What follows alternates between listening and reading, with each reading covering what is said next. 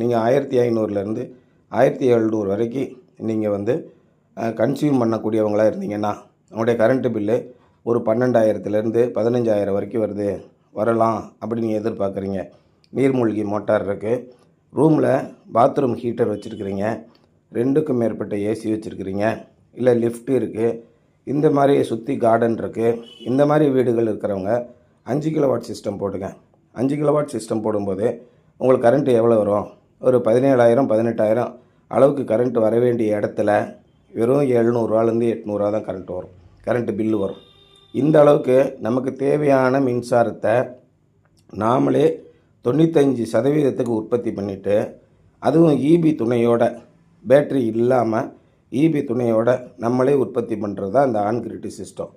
இப்படி on grid சிஸ்டத்தில் பயன்படுத்தும் போது நிறைய பேர் சொல்கிறாங்க, கரண்ட்டு கட் ஆகிடுச்சுன்னா ஓடாது, அப்புறம் என்னத்துக்கு ஆன் கிரிட் சிஸ்டம் அப்படின்னு சொல்கிறாங்க. ஆனால் ஏற்கனவே ஒரு 10 வருஷத்துக்கு முன்னாடி போட்ட ஆஃப் கிரிட் சிஸ்டத்தில், பேட்ரி வச்சு போடக்கூடிய சிஸ்டத்தில் நீங்கள் ரூம் வாட்டர் ஹீட்டர் போட முடியாது, ஏசி போட முடியாது, நீர்மூழ்கி பம்பு போட முடியாது, லிஃப்ட்டு போட முடியாது. இந்த மாதிரி கன்ஸ்ட்ரெயின்ட் உண்டு. இந்த மாதிரி ஆன் கிரிட் சிஸ்டம் நீங்கள் போடும்போது தாராளமாக நீங்கள் எவ்வளோ பெரிய எக்யூப்மெண்ட்னாலும் போடலாம்.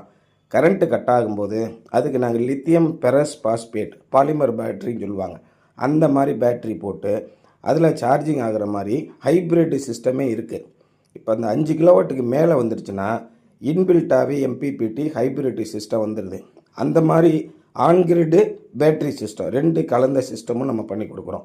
அந்த மாதிரி பண்ணி கொடுக்கும்போது கரண்ட்டு நின்னாலும் நம்ம வீடு ஃபுல்லாக கரண்ட் இருக்கும்.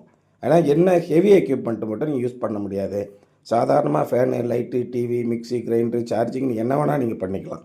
ஹெவி எக்யூப்மெண்ட் மட்டும் கரண்ட் இருக்கும்போது பயன்படுத்துங்க, ரொம்ப நல்லா ஒர்க் ஆகும்.